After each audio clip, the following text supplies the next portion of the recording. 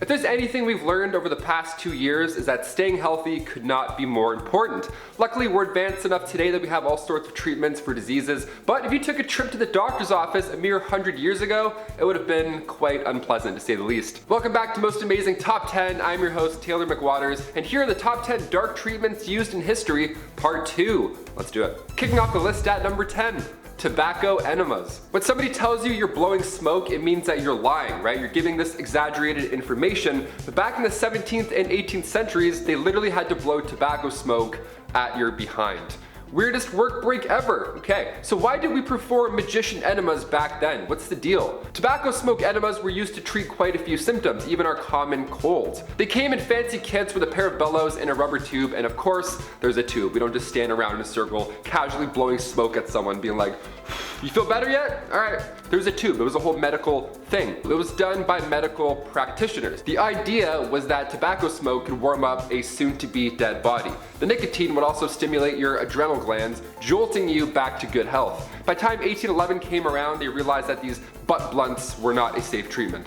Number 9, spin doctors.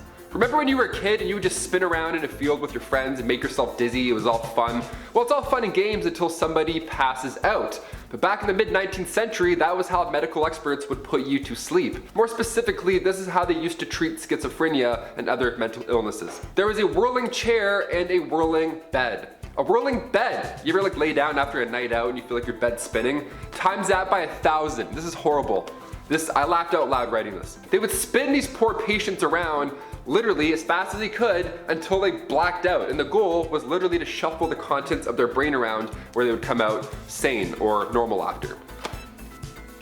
They're like, you feel better? No? Ah, he's asleep. We'll wait till he wakes up.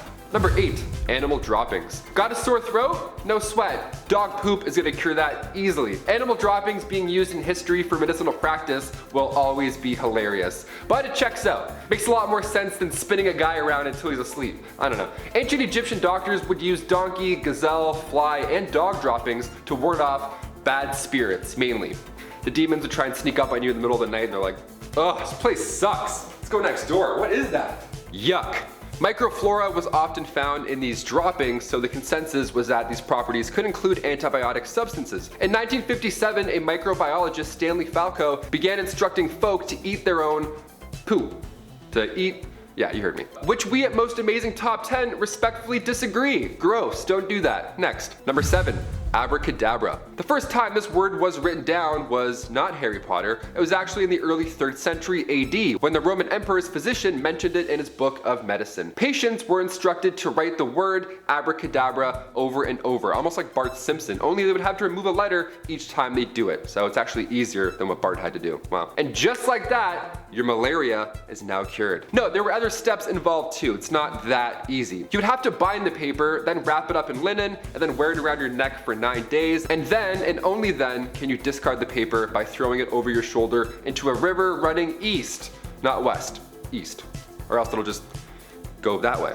That talisman was supposed to protect its user from bad air, malaria pills, or spells. What's it gonna be, folks? 50-50. Number 6, ice baths. Today, if you saw somebody having an ice bath, you wouldn't really think anything of it. Maybe they just finished leg day and they're trying to reduce inflammation, improve breathing, all that good stuff. But back in the day, ice baths weren't just meant for athletes, they were meant for those who had, you guessed it, rabies. Rabies was of course a growing concern in Europe in the 1700s, so a treatment seen in the book of Physic, and the golden trick for rabies here was to take 40 grains of ground liverwort, add some pepper, mix it up in milk, and then drink it 4 times. That's like a Fear Factor challenge. That is disgusting. That is the worst thing I've heard. Liver milk and a nice bath. Happy Sunday, folks. Fear no more. Number 5, cornflakes. For this next point, we're gonna be taking a look at the early work of J.H. Kellogg. Like the cereal Kellogg, that is exactly who I'm talking about right now. Unlike Tony the Tiger, this Kellogg man was very real, and he was a medical doctor and health activist. Back in the 19th century, alone time also meant sin time, and that was a no-go for Mr. Kellogg. So he created cornflakes so that it would kill the urge to do the dirty. He even wrote down at one point, if illicit commerce of the sexes is a heinous sin, self-pollution is a crime doubly abominable. Okay, Kellogg's brother was on the right track of history here. He wanted to add sugar to his cereal, saying it would make people happier. But he insisted that bumming people out for breakfast was the best way to avoid these sins. Number 4. Tapeworms. Back in the Victorian times, they really figured out the trick to weight loss. Was it watching what you eat, counting your steps, maybe getting a gym membership? No, and nope. It was easier than all of those things, and you didn't even have to pull back on how much you were consuming. All you needed was a handy tapeworm. Yeah, tapeworm, right in there. You know those things that can kill you today if you get one of those. The plan was if you eat a tapeworm egg, it'll later hatch in your stomach, and then at that point you could just eat anything you wanted happily. Every time you ate, the tapeworm would also eat, so you could get your snack on while still rocking those skinny jeans. Tapeworm cyst pills or the Stairmaster? I still wouldn't do the Stairmaster, to be honest. That really does suck. Number 3, radium. Back in the 1930s, a man named Eden Byers, a 51-year-old man, started to feel some arm pain. This was normal because he at the time was a pro golfer and a steel manufacturer. He was advised to drink radioactive water to help this problem. Each bottle of this water contained radium and isothoporium, and while he lost weight at first, his jaw ended up developing bone necrosis and it fell off. It's almost like radiation is bad for your body.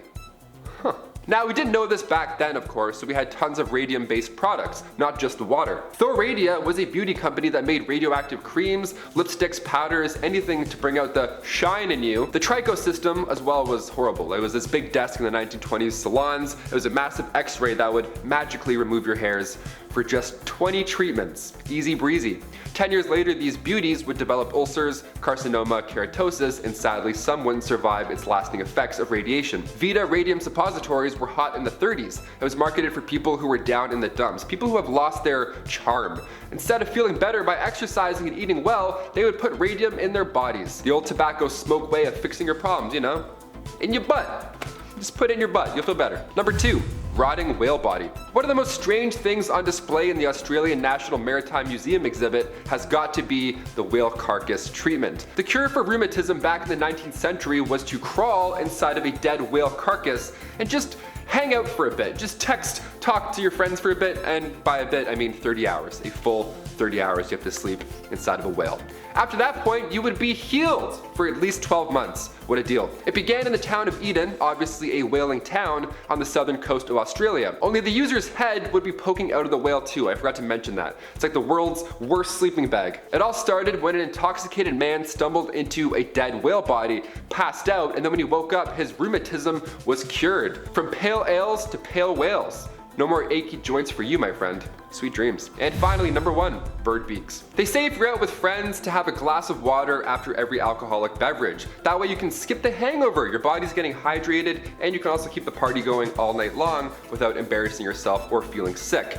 Now, back in ancient Assyria, they would beak and rally. Bird beaks were ground up as best as they could be at the time, and then they would mix it with Commiphora tree sap called myrrh, and then they would consume it. Now, that sap, myrrh, would normally be used for perfumes. That's how strong it was in its raw form. Honestly, I think I would rather just be hungover.